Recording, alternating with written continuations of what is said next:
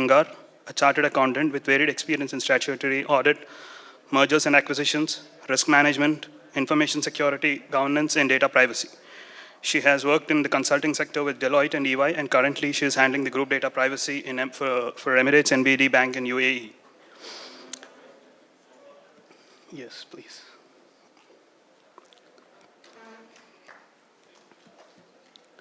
Another panelist, Shankar Ramrakiani, Group CISO, IIFL, since May 2018 and has 18 plus years of work experience and has strong domain expertise in information security, GRC, IT audits, business continuity management, IT governance, risk, and privacy. He has played a pivotal role in enhancing overall information security posture and BCP posture for IIFL.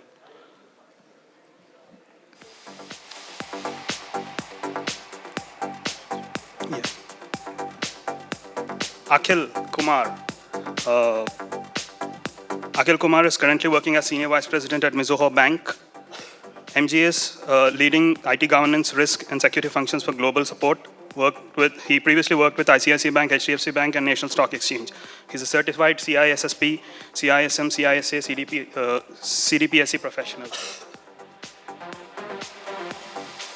Handing it over to Rahul Patel.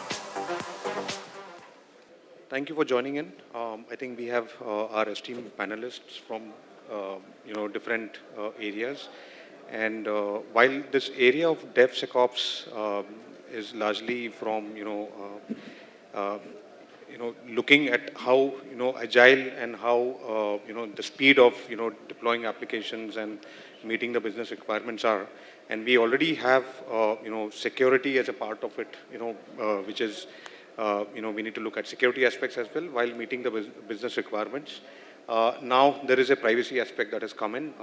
While globally there had been a lot of global regulations, laws like GDPR, CCPA, a lot of different geographies. In India also we have got DPDPA, which is the Digital Personal Data Protection Act. And while the detailed guidelines are yet to come out, but we will be discussing about how, while we all know how security has to be integrated within the overall DevOps, we'll be looking after how, privacy is going to impact and, how it is going to basically, how different areas are handled by different clients and, how they are looking at these things, right? So we'll open up with questions. I think the first one is, to all of you, maybe one of all of you can answer. How do you see, in your organizations, when you look at DevSecOps, how privacy will impact and how it is different from the traditional, ways of doing things in the DevSecOps operations? May I start? Yeah, sure. Awesome. So the way I think that it would probably impact is that, or probably taking a step back, privacy is probably at that stage where security was in the 90s, but the speed of privacy is going to be much more than security because of how internet is these days and with the amount of data which is there. So the integration also needs to be as fast as possible. If I have to define privacy, it's probably security plus the data subject rights. And if you look at integration from that perspective, it would actually mean that the privacy team is included at the very start of any project, that at the outset. So that's where DevSecOps comes in. So when security looks at a particular development that is happening and say that, okay, you need to have encryptions, et cetera, privacy is also going to be there at the same stage and looking that, okay, fine, you're going to have encryption. You are going to be processing this much of data, but do you also have the ability to redact data? Do you have the ability to correct data? Do you have the ability to access data? Do you have the ability to port the data at some stage? So all those features will have to be built at the start, and that's where privacy comes in. I'll let the others take up. Yeah, so just to add, what Pavitra said, right? So security should be by design. It should not be afterthought approach. That's the first thing we need to understand. And data privacy, honestly, is a more difficult part to address than the data security. We have been in the business, many organizations since multiple years, right? InfoSec was always a part, of the many initiatives, which the organization is running, right? So our focus was always to protect the organization data, right? Client data, okay, internal information, other financials and all. But I think last few years there is a lot of shift, momentum has shifted towards the data privacy with the different laws are coming, right? So when you talk about the DevSecOps, it's primarily organization need to have an integrated approach, right? Is it being adopted at this stage? Data DevSecOps, answer is no. Many organizations are still, at the agile framework because you require resources. You need to have a strong skills within the organization. You need to have a, latest tools and technologies. You need to know your business well. You cannot apply security or privacy controls in your development unless you don't know your business model, right? And many of the times we face the challenge when especially, doing the in-house development, or sometimes we also engage a partner. So it requires, consolidated approach, right? And it is too early, I would say, to comment, or I think many organizations still not started that journey, including us. So when you say we are at the DevSecOps, but not DevSecOps for privacy. Right. And I think in the coming months, it will grow, a lot and lot, because with the way, all the regulations are behaving, including which is our national law, which is, our Indian Digital Data Protection Act, as well as the certain, focused along with the other regulations of CB, RBI, NHP, IRDA, NHE, which are national health guidelines. So organizations will start putting the controls, but yeah, focus should be primarily to protect the, PI information, of the customer, right? And when you say privacy, it includes also the health information. It's not only limited to your financials, your personal data, or, where you're visiting, okay, and what all, data you share with the organization. So it requires an integrated approach. We are still new. DevSecOps privacy, still a new terminology.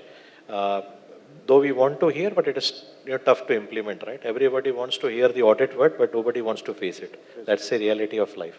So I think coming months or coming 1-2 years, we will see major shift around it. But matured companies will go first, who are doing doing a lot of experimentation, especially maybe fintechs, because rapid developments. DevSecOps is primarily you do a rapid development, you integrate your systems from the day one so that go live to market is fast.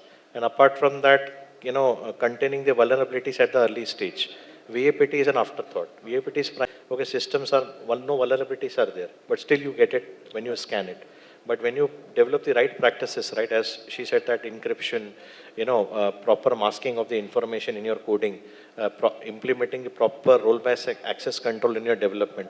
So I think these are all would be required as part of this framework. Yeah, thanks, Rahul. I'll just add on to what Sankar mentioned, the concept of security by design. So with privacy is coming, privacy by design.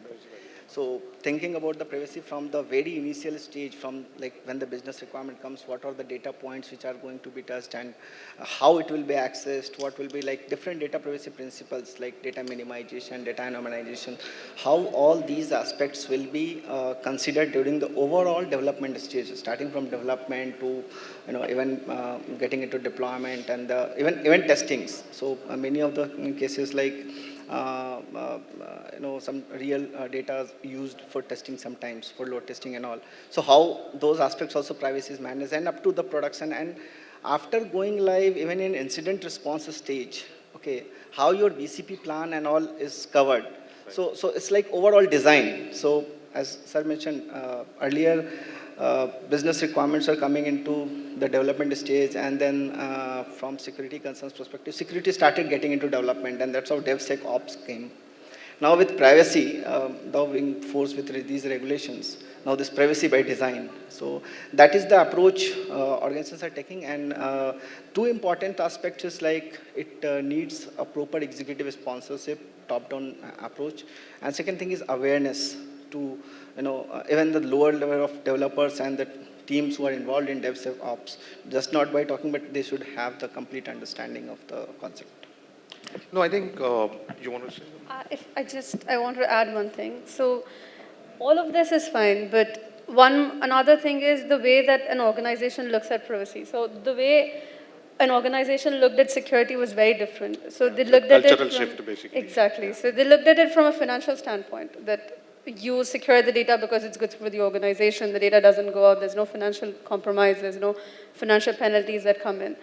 Data privacy is still at a very ethical grounds. So you implement data privacy because it's ethically right to do so, and it's good for the consumer. it would be good for the business later on, like it's going to give you reputational benefits, etc. But for now, for starters, it's more ethical than profit-driven. Right. No, I think, Shankar, what you mentioned, privacy is very new. I mean, it's not something that, we had laws and then now there is a new law. In fact, a lot of organizations are struggling to implement security by design, and now we have privacy by design on top of it, right? So it's going to be challenging, and it's not going to be an easy path. Security took a lot of time to basically inculcate that into the culture of an organization, and privacy will again take similar amount. So just to add what Pavitra said, it's actually more personal in nature, right? Yeah. When you talk about security and privacy, I'm sure many people have a confusion that both are same. It's actually not. Privacy is more sensitive in nature, right? Which is something private to me, be it my health information, maybe some internal information which the public should not know, right? So people will not come to know if there is, for example, if something goes wrong, right? But that news should not come out, right? Because it can impact organization as well as at the individual at to a great extent. So I think that's why it all started from West, right? Yeah. Even your salary slip is also your privacy information. You should not share with your family members, your wife. So this, because you never know, something can go wrong, right? Because all of this information, so my mobile, right, it's actually privacy, right? Even I don't want my family, my kids or my even wife to see what I'm doing. So one has to be, understand that part, that yeah, it's practical. Privacy is more sensitive in nature. That's why the regulatory fees will always be, penalties will be in crores, because they know that data breach can occur. But privacy breach is more riskier and more, dangerous, if the organization faces. Yeah. And on a lighter note, I mean, we culturally are very, personal information sharing people, right? So implementing those things into the culture is very difficult. So the next question to you, Pavitra and Akhil. So while both of you are, implementing privacy within your organization, which basically is multi-geography location. So how do you look at, complying with multiple, privacy laws and integrating that within, integrating that within the controls, frameworks, and then looking at, DevSecOps, how that is what you're looking at. Yeah. So in our case, first, like we have our data privacy policy and all. And when these regulations come, it gets reviewed and then if required updated. The most important part is preparing a control library from different regulation, what controls are required, and having a comprehensive list of that. And then any new development requirement comes, any new not only the internal development, even if new system acquisition is happening, then with that control library validating that what all controls are getting complied with that, and how it is getting complied with, collecting proper evidences. So that is the standard policy and practice which we follow, because in not only we getting into different regulators, even our vendors are from different geographies, right? Because many of like our India vendors are catering to even Singapore geography or Tokyo and all. So that has to be the standardized across the different branches, and this is how we operate. So like Akhil just said, the first thing is obviously looking at the regulation. So you look at the regulation, have a compliance checklist. And then from the regulatory reading that I've done, so I've looked at quite a few regulations, but if you look at them, the basic gist of all the regulations is very similar. So all of them want you to do a data protection impact assessment. All of them want you to do a third-party due diligence. All of them want you to have proper processes for data subject rights, breach handling, etc. So once you have that consolidated list ready, then it depends on how you tweak it for each of the international locations that you have. And then there are two ways that organizations can do it. Either you adopt the most stringent one, that you look at GDPR and everything, and then you're like, okay, that's the gold standard. I'm going to look at GDPR, I'm going to look at all the recitals around it, and I'm going to just trickle it down to all the international jurisdictions. Or you can also have a disintegrated approach, which a lot of industries, a lot of companies these days I see doing it. Though it is very stringent, though it is very taxing for a company to do it, but they have seen incremental gains coming out of it, because there are regulatory landscapes where probably the data privacy regulations are not that strict. If I would take the example of, say, for example, the United States. So they have state laws for each of the states as of now. I think 13 or 16 which are there. But each of them are very different in certain aspects. And if a company in the US, which probably has a branch in California, probably has a branch in Colorado, Virginia, Utah, all of them, if they're going to take the same regulation of California and implement it across, there are certain gains which they will miss out. And it does make sense, if possible, if their technology is built in such a way that you can have a disintegrated approach, but ensure that you are meeting the regulatory requirements in an ethical manner, in a compliant manner. If that is possible, that is definitely a good way to go about it. But obviously, it is very difficult to have that implemented. But there is one way to do it. I will just like to add on this, there's one major challenge which multi-geography banks and organizations we are facing, that is on multiple language part. So when we go to data discovery, like now data repositories are not like in our cases, it's not like always English. Some documents, some set of data is like Japanese, then especially in APAC countries, there are different set of languages which is getting used, and then making a proper data discovery and then classification, applying those control libraries are really a challenge. Now we are expecting with utilization of some of the GenAI tools and proper kind of translation happening, this will solve the problem. That is what we are. And another thing, if I may add, it's not just data privacy regulations that we're looking at. Like if I take the example of UAE, so we have the PDPL, which is the Personal Data Protection Law. We have the Consumer Protection Regulation and Standards, which is applicable just for the banks. And then we have the outsourcing regulations. Then we have the open finance regulations. Then we have different regulations for the Abu Dhabi General Markets, DIFC. So all of these are probably not only data privacy centric, but they have data privacy aspects in them.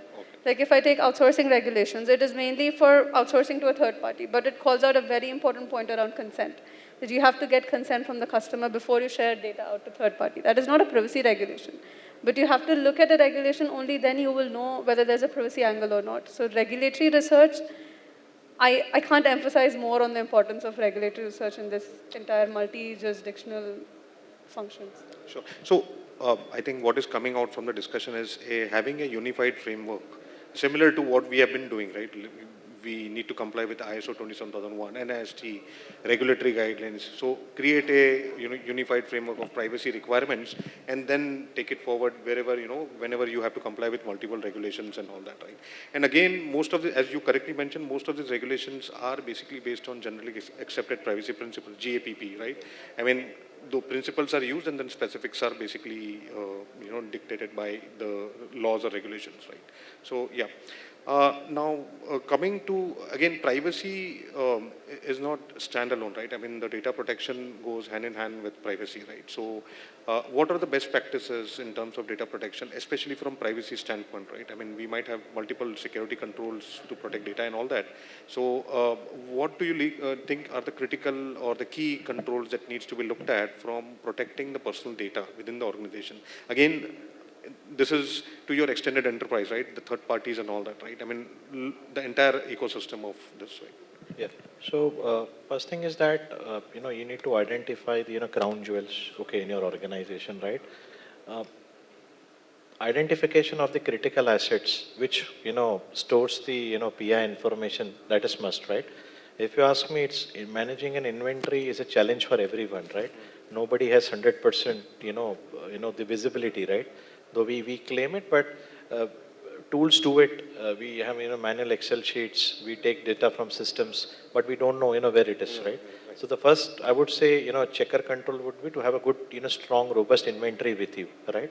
And more from the data protection, because again, data security and data privacy, one should not forget that we need to have a good defense in depth and zero trust principle, right? Because controls are needed, be it starting from your deterrent to corrective, preventive, as well as you need to have a controls at every layer. So if your data is in rest, you need to ensure that your encryptions are there, proper role-based access is there. If data is flowing within the networks, you need to ensure that proper TLS controls, the data should go in an encrypted manner. Apart from that, if the data is on the storages, you need to regularly review, the controls around, your storage devices, or for example, in the Amazon, S3 or, blob storages on it. So you need to have a strong, defense in depth, mindset where you need to, find out the loopholes, from where the data can be breached, right? So it's not a one-time access. Apart from that, Bluetooth access review. So review of your entire endpoint controls. When you talk about the development, since the topic is more on the DevSecOps, right? Give awareness to your staff, right? Start implementing the, security by design approach, right? Right from They should- requirement stage, basically. they should, as part of the BRD, they should not think that security will take each their own time. You have to allow some time for the assessment, implement, OWASP top 10. The biggest thing is that API. Now, API is a very loose end, okay, in many of organizations because we are consuming as well as we are, developing it. Many organizations fail to protect the, APIs, and most of the attacks happen through the API because API can be called from any system if you're exposing to the internet. So all of this, so you need to have again a 360-degree approach. Security is very vast, privacy is very fast. You never know what can happen at any given point of time. And we are not 100% secure. Nobody can claim that you will be 100% secure. So do a regular review, have the entire, 360-degree approach, and wherever the controls you need to apply it. And you also need to keep business in mind. Security should not be a blocker.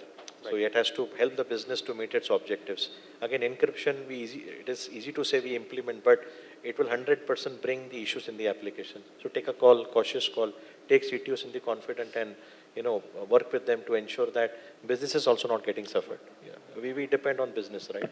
I can't do risk every time. If business is not there, our existence is not there. That's the, harsh reality. So I will just add, from data protection perspective, one thing is very significant, which is data backup, right? And how we take up backup, with how many copies and where. And another related aspect is the restoration of backup, right? And the restoration test, what frequency we do, how robust is actually the data backup mechanism. Many of the organizations during this process, actually backups are happening, but restoration tests are not happening. And at the time of actual restoration doesn't happen. So these kind of controlled testing on a periodic basis is also very important to ensure that data protection principles are applied. So from a privacy standpoint, chiming up from what Shankar just said on assessments. So from a privacy standpoint, the major assessment that you do is basically a privacy impact assessment or a DPIA. So when you do a DPIA, you validate it there is obviously a security aspect because without security, you can't implement privacy. Yeah.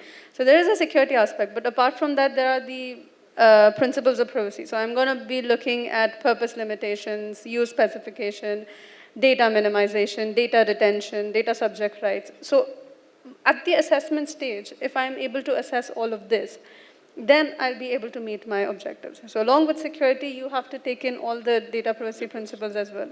And if I would take the principles of privacy by design, you have to be proactive. You have to do it at the first stage itself. There needs to be privacy by design, privacy by default. So along with security, so privacy is also probably going to become that huge one day, and it's going to be privacy by design, privacy by default for everything.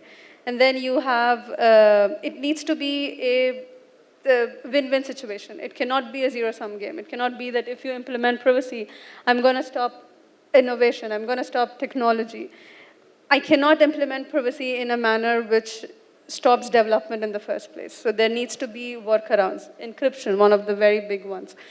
The other thing is abstinence. It will come ahead because we will have to minimize the data that we use. We cannot afford to be spending so much on data backup, so much on data retention, so much on data restorations. And once the data privacy principles are implemented in the right way, the amount of data that a company processes will be very specific. And you would actually end up figuring out the power of data only when you have the right data that you need. Like say, for example, if it's a health organization, a company which delivers health services, it probably does not need to know what is the patient's health records.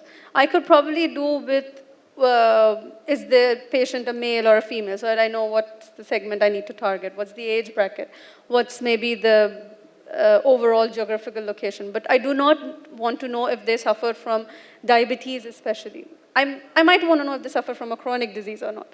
So that's how you reduce the amount of data that you collect and process, and you would end up getting more. So it needs to be pitched to the development guys that if you do privacy, you will probably end up doing better development at a lower cost, at a higher speed. So. It's an expensive affair, right? So you can't do everything overnight. So, and privacy is much more, the controls around it, you have to spend very, huge amount. So can every organization afford? Answer may be no. So that's why you need to do your risk assessment first, right? It is not one size fit all. Right. If a bank is spending so much amount on the privacy controls, a normal manufacturing or retail may not able to afford, right? So that's the job of the DP or the CISO, whoever. It's primarily both are interlinked. They only need to identify, the business has to come out that this is my critical data, I only need the controls, prevention, the protection controls around this area only, right? Let's not waste the money, okay, on the, unnecessary data, any public data which we don't want to protect. So if we look at what we heard from DevSecOps standpoint, I think certain controls which were mentioned, like one of them masking, because the data privacy laws do not differentiate between a production and a non-production environment, right? I mean, we need to protect all the data wherever it is, right? Masking, access controls, and then the one principle you mentioned about data minimization. So maybe we can implement that in the non-production environment where we don't use a live personal data kind of a set over there, right? So I think those are some of the controls that are coming out. What do you think from a cultural perspective, how to bring in privacy culture within the organization, especially in the DevSecOps, where you have a lot of technical people who are dealing with this process, and how they need to, you need to shift the cultural aspects in terms of bringing that awareness, that, bringing that culture of privacy within the organization, especially in the DevSecOps process where technical people are there. Yeah. The first thing is obviously training and development. You need to train the people, and you need to make the people aware on what privacy is all about. So once you do that, once you have all the departments aware of what privacy is, because privacy is not a one function thing. A DPO does not ensure privacy in an organization. A DPO function does not ensure privacy in an organization. Security as a function cannot ensure privacy. So privacy is a uh, outward-looking function. So every department in an organization needs to know what is privacy and how can they embed privacy into what they do. So the very first thing is a cultural shift, which is going to come out of training and awareness. I'm going to let the others have. So apart from trading, one important aspect is, of course, executive sponsorship and awareness in the top management, and how, because it has to be taken a kind of bit of a top-down approach, because the developers, they are always like technical people, and they have a different target, and when they are coming from like freshers coming from college, they have completely different perspective of the technology itself, the development itself. So the senior management and the leadership or their project managers should be very clear. Right. The one important aspect from culture, what I have observed personally, like we cannot be completely dependent on the just people aspect of it and just giving awareness or executive sponsorship. We also need to facilitate them with tools, automated tools, because many of these privacy controls cannot be done manually. Even if we train them, but when it comes to execution, they will find it like unnecessarily overload and they will skip it. So facilitate with tools and building such environment. So it's coming from all three dimensions, as we say, people, process, technology, we have to take along. And what Sankar mentioned rightly, like it will not happen overnight, right? We need to invest in all these three dimensions, and then we can bring a culture, and slowly it can improve. Sure. So you need to take along with, them, right? So if you continue to fight with the tech teams all the time, right, for all the issues, right, organization will not, land up anywhere. So they are part of your, after all, organization. Though we, the security team, always seen as a checker function, but we need to understand is that their goal is also to deliver the, applications to the business, right? Business is always, on their heads if their, applications are getting delayed. Nobody will come to you because they know that security normally, it's the, job which can be done in parallel. So they'll always be under pressure, CTOs, CIOs, CDOs, they're always under pressure to, deliver the, applications, at a specific time, which they have been, given, right? So as Akhil rightly mentioned, top-down approach is a must. That's actually changed the, overall cultural, mindset, of the organization, and, involve them, right? Have a good rapport with them. That's the success, right? Organizations where CTO and CISOs and all of them are, when they work closely for a common goal, right, organization goes very far. then you also don't see, because today if the organization is under attack, right, even it's not only the CISOs get suffered, right, it's an entire system failure, entire organization. And with the way media, media, regulator, your stakeholders, investors, right, one bad incident actually, impacts the organization, at a very, large scale. So I think everyone understands that, and as you rightly said that a lot of developers, they come new, okay, it's just like in a small fish in a big ocean, you need to help them, right? Do them regular awareness. They all still have an habit of copying the code from, various code repositories, GitLab, GitHub, which we know nobody wants to spend time on developing the code, so we understand it. But yeah, give them, that comfort that they are in good, good hands, and we all have to help each other, right? And if you work in silos, honestly, things don't, get into in our favor most of the times. So, so what we understand is basically culture shift cannot be looked at isolation only for the DevSecOps as a process from privacy standpoint, but it's an organizational process where we might look at having specific trainings for developers, or those kind of aspects, to see how we can basically inculcate privacy within that process. And also I think requirements, design of the application or system, to see how privacy by design is basically incorporated within that. Yeah. So I think in the interest of time, I'll have one question. Tooling and automation, right? I mean, while DevSecOps has its lot of tools from CI/CD perspective and all that, testing and all that, what are your views on automating certain privacy aspects within the organization, as well as which includes the overall DevSecOps process as well? And what are the challenges you see? Because it's privacy in itself is a new area for us. And then looking at tools and technologies becomes a little more complex in that. So what are your views and challenges that you foresee?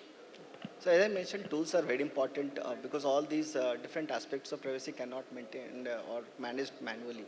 Tools are important, but today one challenge which is there, like for different stages of privacy implementation, like starting from coding or like code analysis, then in testing or during deployment. For every stage, there are different set of tools, and the integration between these tools are not there. And due to that, what is happening, the DevOps or DevSecOps environment, now we call DevSecPrivaOps environment, is becoming like a zoo of tools, right? Different animals all together, and we have to manage all of them with so many OEMs, vendors, and then their own management. Like internal IT itself is getting burdened, or like so many DevOps tools are there. So that is one set of challenge due to which the adoption is not happening at that pace which is required, because this is putting additional complexity. So somewhere it has to be managed, some kind of integrated tool has to be there, framework has to be there, and a bit of hand-holding between these products. So when we look at tooling, we can split privacy also into three aspects. So we can go to injection, analysis, and then output. So injection is probably where all the controls around data collection come in, so consent and everything. Analysis is all processing that you do around the data, how much of the data that you use, purpose limitation, and all the other principles. And output is what exactly comes out. So how much can you disclose out to the public? So if you split it into these three things, so you can have tools for each of these. So if I take just the analysis part, so you were probably looking at encryption, masking, differential data privacy, federated analysis, k-anonymity, and all the PETs which are there in privacy. If I'm looking at collection, I'm looking at consent, so a very workflow-driven system.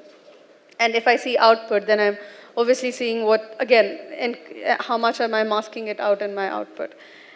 And to encompass all of this, you need a tool which is very workflow-driven, along with a tool which also has a little bit of mind of its own, that it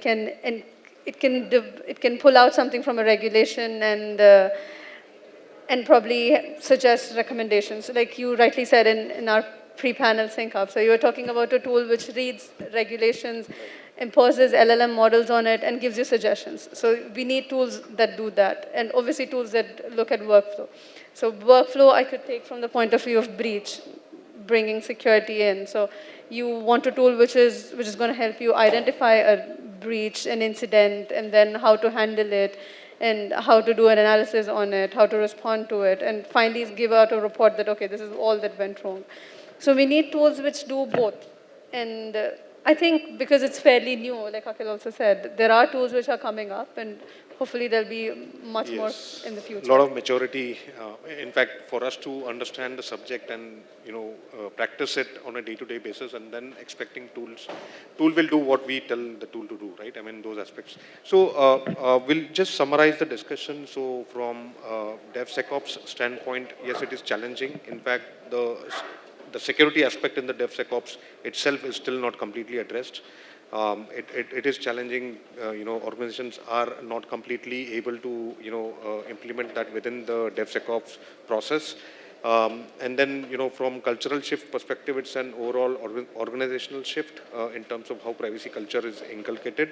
And looking at DevSecOps, it's largely the technical teams who basically needs to look at how the privacy will be taken within the process, overall process, right? So fine, we'll close. Any questions or anything? Yeah. We don't have time. Okay. Yeah.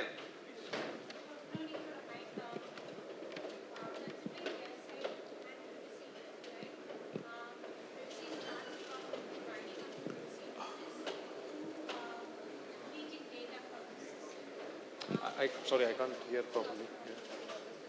I'm sorry, you can meet them down the dais podium. They'll be here around. Please feel free to meet them and discuss. Thanks a lot. Thanks a lot for the insightful discussion, sir. Yes, please Okay, stay for a thank you. photograph. And also, Thank you, everyone. some tokens for you. Thank you. Thank you.